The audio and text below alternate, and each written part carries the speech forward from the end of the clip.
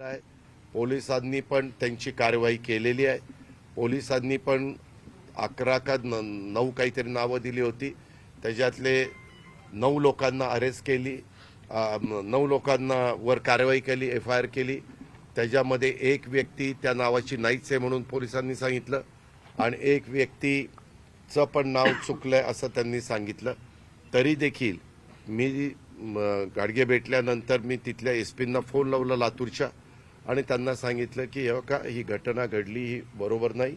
कुणालाही कायदा हातामध्ये घेण्याचा अजिबात अधिकार नाही. प्रत्येकाला संविधानाने अधिकार दिलेले आहेत, त्या अधिकाराचाच वापर आणि कायद्याचाच वापर प्रत्येकाने केला पाहिजे.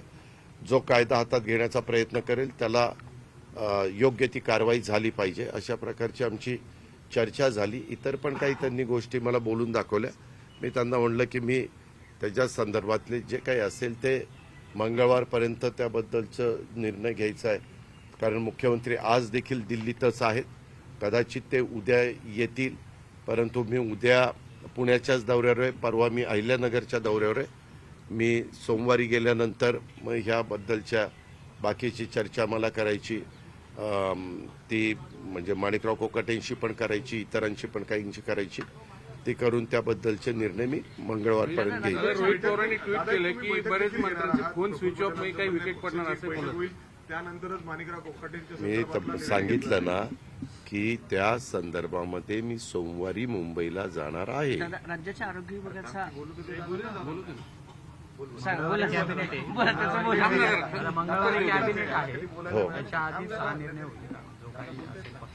तिथं गेल्यानंतर आम्ही ठरवलं ते आधी होईल का नंतर होईल तेव्हा तुला सांगेल.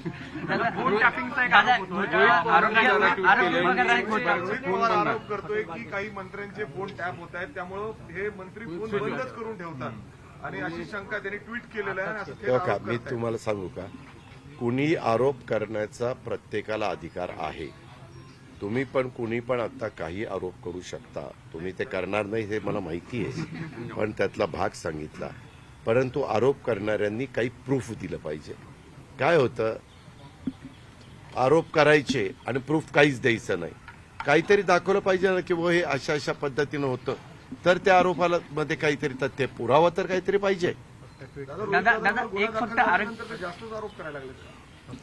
ते मला माहित नाही, ते तू बघायचं. आरोग्य विभागाचा एक प्रश्न आहे. 2100 कोटी रुपयाचं एक टेंडर सुमित फॅसिलिटी नावाच्या अमित सोळंकेंना देण्यात आलं होतं अँब्युलन्ससाठीचं. त्यांना काल झारखंडमधून अटक केली आहे. BVG ग्रुपचं जे टेंडर होतं ते काढून त्यांना कुठलाही अनुभव नसताना ते 2100 कोटी रुपयांचं टेंडर देण्यात आलं. तो घोटाळा समोर आलाय. कुठे दिलं? अटक झाली झारखंडमधनं त्यांना काल. अरे कुणी घेत, श्रीकांत शिंदेच्या वेळेस ते दिलं होतं. दिलं नव्हतं, उगीच काहीतरी सांगू नको. एक मिनिट त्यावेळेस ते चालू होती, प्रोसेस चालू होती, परंतु आचारसंहिता लागली, निवडणूक लागली, त्यावेळेस थांबलं. बाबा असं काय करतो. आता देवेंद्र फडणवीस मुख्यमंत्री झालेले आहेत. आता माझ्या माहितीप्रमाणे ती मॅटर कोर्टामध्ये पण गेलेली होती.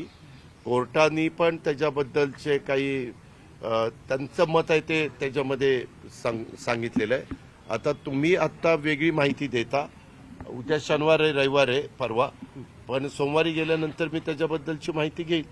पण एक आहे, तुम्ही म्हणताय त्या व्यक्तीचं कदाचित टेंडर अजूनही तिथं आहे, पण मी क्लिअर माहिती घेतल्याशिवाय बोलणं उचित दिसणार नाही. मी माहिती घेऊन सांगेन.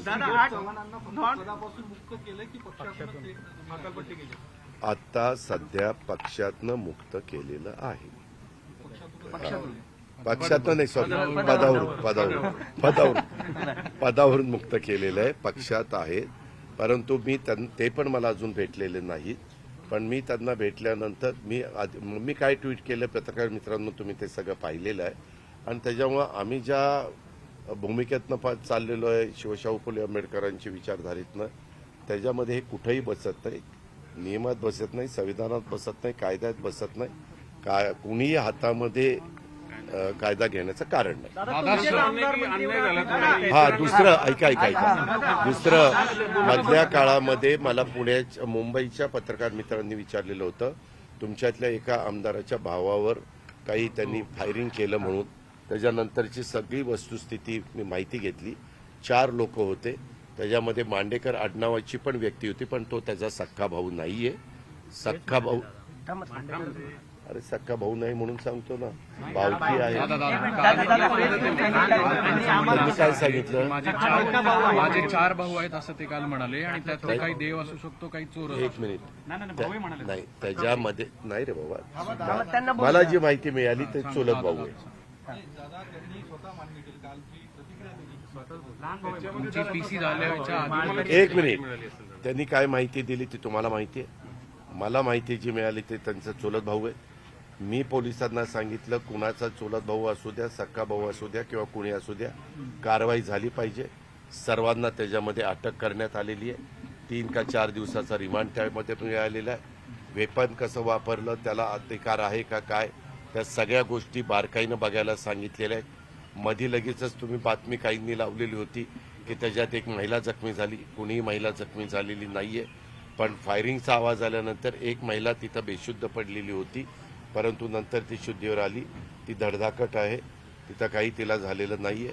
पण अशा प्रकारच्या घटना कुणाच्याच बाबतीमध्ये घडता कामा नये म्हणून SP गिल आणि ॲडिशनल SP बिरादार यांना सांगितलेलं आहे, तुम्ही कुठलाही राजकीय कुणाचा दबाव तिथं येणार नाही याची मला खात्री आहे. तुम्ही तुमचं काम करा आणि तुम्ही तुमची सक्त कारवाई करा आणि तशा पद्धतीनं जे कोणी दोषी असतील त्यांना जे काही कलम लावायची ती पण लावा.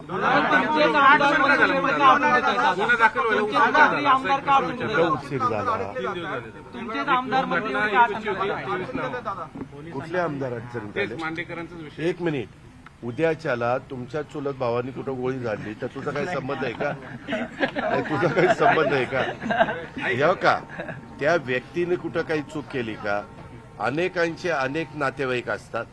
इथं आपण आता तुम्ही मला प्रश्न विचारतात, तुम्ही पण माझे लांबनं नातेवाईक ठरू शकतात, कारण अलीकडं सगळीकडे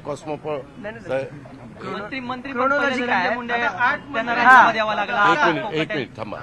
धनंजय मुंडेंच्या बाबतीमध्ये तुम्ही पेपरला वाचलं, त्यांच्यावर कृषी विभागाचे जे आरोप झाले त्याच्यामध्ये न्यायालयाने काय सांगितलं?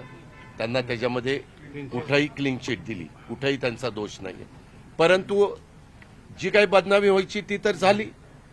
तुम्ही तर सगळ्यांनी काय म्हणजे पेपरलाही बातम्या आल्या, प्रिंट मीडियामध्ये, इलेक्ट्रॉनिक मीडियामध्ये पण दाखवलं, सगळीकडे रकाने आले.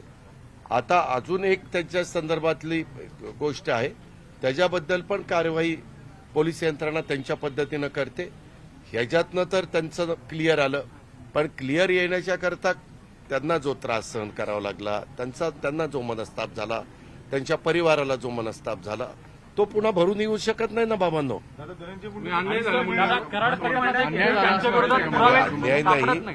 मी त्यांना एक मिनिट, कृषीच्या बाबतीमध्ये त्यांच्यावर जे आरोप झालेले आहेत ते मी म्हणत नाही, न्यायालयाने सांगितलं. आणि ज्यांनी ते आरोप केले त्यांना काहीतरी त्याच्यामध्ये दंड पण 1 लाख रुपये का काही दिलेला आहे. आपल्या इथं न्याय व्यवस्था ही सर्वोच्च व्यवस्था आहे, त्यांनी दिलेला तो निर्णय आहे.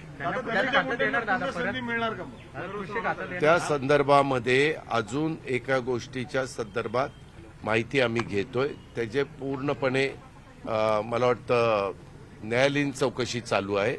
ती चौकशी झाल्यानंतर त्याबद्दलचे सगळं वस्तुस्थिती पुढे येईल आणि वस्तुस्थिती पुढे आली आणि हे अशाच पद्धतीनं त्याच्यामध्ये त्यांचा दुरान्वयी संबंध नसेल तर आम्ही त्यांना पुन्हा संधी देऊ. पुणे शहरात एकही दिवस जात नाहीये दादा, की ज्या दिवशी गाड्यांची वाहनांची तोडफोड होते, म्हणजे एका सलग 20-20, 30-30 गाड्या. मी सकाळी आल्या सीपींना सांगितलं की सीपी, मी मागेही तुम्हाला म्हणालो की काही जण स्वतःची दहशत निर्माण करण्याकरता, गुंडगिरी निर्माण करण्याच्या करता, एक समाजामध्ये भीती निर्माण करण्याच्या करता येतात आणि गाड्या, मोटरसायकल, स्कूटर काचा फोडतात, गाड्यांचं नुकसान करतात. हे बऱ्याचशा ठिकाणी कॅमेऱ्यामध्ये कैद होतोय. त्यांना तुम्ही त्या बाबतीमध्ये पकडा आणि एक अशा पद्धतीचा मेसेज जाऊ द्या की पुन्हा कोणी तशा पद्धतीनं धाडस पण करता कामा नये. हे मी सकाळी पीएमसीच्या पण कमिशनरला सीपींना सांगितलं, पुणे सीपींना पण सांगितलं. आता मला कळलं की चौबे पण आलेले आहेत. उद्या पीसीएमसीच्या परिसरामध्ये प्राधिकरणाच्या ऑफिसमध्ये 10 वाजता मीटिंग घेतलेली आहे. त्याच्यावर तिथं ते मला आले असतील तर निश्चित भेटतील, मी त्यांनाही सांगेन. दादा, मंत्र्यांचे विकेट खरंच पडणार आहे. सातत्याने बातम्या येत आहेत. कोणी म्हणतं 8 मंत्री राज्यात, आणि म्हणतं 8, कोणी 4. Non performing Sanjay Raut 8. याबद्दल मला सांगता येणार नाही. मी एवढंच सांगेन की राज्याचे मुख्यमंत्र्यांचा तो अधिकार आहे कुणाला मंत्रिमंडळात घ्यायचं, कुणाला मंत्रिमंडळातनं काढायचं. हा सर्वस्वी अधिकार त्या राज्याच्या प्रमुखांचा म्हणजे मुख्यमंत्र्यांचा असतो. त्याबद्दल देवेंद्र फडणवीस साहेब काय तो निर्णय घेतील. कॉन्ट्रॅक्टरच्या आत्महत्येनंतर नाही, ते त्यांच्या कामाला गेले. नीती आयोगाने आले, कार्यक्रम होता तिकडं. मी त्याही बद्दल काल सांगितलं. त्यांनी माझ्या माहितीप्रमाणे डायरेक्ट आम्ही त्यांना कॉन्ट्रॅक्ट दिलेलं नव्हतं. ते सब कॉन्ट्रॅक्टर होते. कॉन्ट्रॅक्टरची बिलं आम्ही देतोय. त्याच्यामध्ये एखाद्या तुम्ही प्रमुख कॉन्ट्रॅक्टर असेल आणि तुमच्या हाताखाली कोणी सब कॉन्ट्रॅक्ट म्हणून तुम्ही दिलेला असेल तर त्याचा राज्य सरकारचा दुरान्वय पण संबंध नसतो. कारण आमचं जे काय अग्रीमेंट झालेलं असतं त्या कॉन्ट्रॅक्टर बरोबर झालेलं असतं. परंतु सध्या विरोधक असा कुठला मुद्दा निघाला तर दचा मा करायचा अशा पद्धतीनं त्यांचं राजकारण चाललेलं आहे. त्यामध्ये एक मिनिट, तो जरी सब कॉन्ट्रॅक्टर असला तरी प्रत्येकाचा जीव महत्वाचा आहे. मी ती घटना घडली, ती दुर्दैवी घटना आहे, ती अतिशय मनाला वेदना देणारी घटना आहे. पण त्यांनी कुठल्या मेजर कॉन्ट्रॅक्टरच्या हाताखाली तो काम करत होता आणि त्यांनी त्याचं का बिल दिलं नाही, त्याला कारणं पण वेगवेगळी असू शकतात. परंतु त्याची इत्थंभूत माहिती घेतल्याशिवाय आपण त्याबद्दलचं काही मत व्यक्त करणं हे उचित दिसणार नाही. पण मी काल ज्यावेळेस माझी चीफ सेक्रेटरी आणि बाकीच्यांच्या बरोबर एक मीटिंग झाली त्याच्यामध्ये आम्ही माहिती घेतली तर तो डायरेक्ट राज्य सरकारच्या कॉन्ट्रॅक्टशी संबंधित नव्हता. नाही माहिती घेऊन सांगतो. पुरंदर एअरपोर्टचं पॅकेज ठरलंय काय? पुरंदर विमानतळाच्या बद्दल मंत्रिमंडळाने ठरवलेलं आहे की तिथं ज्या शेतकऱ्यांच्या जमिनी जातात त्यांना विश्वासामध्ये घेऊन ते विमानतळ करायचं. कारण उद्याच्या 50-100 वर्षाचा विचार करता आपलं विमानतळ हे संरक्षण विभागाच्या अखत्यारीतलं विमानतळ आहे. आपण तिथं टर्मिनल म्हणजे चांगल्या पद्धतीनं केलं, 500 कोटी रुपये खर्च करून पंतप्रधानांनी. पण तरी देखील कधी 10 वाजेपर्यंत आज विमानं उडवायची नाहीत. उद्या आणखीन काही वेगवेगळ्या गोष्टी घडतात कारण शेवटी ते संरक्षण विभागाच्या दृष्टीने महत्वाचं आहे. म्हणून आपल्याला 2 धावपट्ट्या असणारं विमानतळ, कार्गो, त्याच्यानंतर इंटरनॅशनल, नंतर आपल्या डोमेस्टिक, ह्या सगळ्या दृष्टिकोनातनं पुण्याचं, पिंपरी चिंचवडचा आणि ह्या सगळ्या परिसराचा पॉप्युलेशनचा विचार करता कोल्हापूर, सांगली, सातारा, सोलापूर, पुणे, अहिल्यानगर ह्या 5-6 जिल्ह्यांचा विचार करता एका विमानतळाची गरज आहे. आपण अनेक ठिकाणच्या जागा पाहिल्या परंतु आता तरी सध्या सासवडच्या शिवाय दुसरी कुठली जागा पुण्याच्या जवळपास आपल्याला पाहायला मिळत नाही. निश्चितपणे तिथल्या काही गावकऱ्यांचा, शेतकऱ्यांचा विरोध आहे. त्यांना आम्हालाही नाराज करायचं नाही, पण त्यांना योग्य मोबदला देऊन त्यांना पुन्हा त्यांची शेतीवाडी इतर ठिकाणी करता आली पाहिजे. त्यांची घरं पुन्हा, माझ्या माहितीप्रमाणे आता जो काही एरिया मी कव्हर करतोय त्यामध्ये कदाचित एकही गाव जात नाहीये.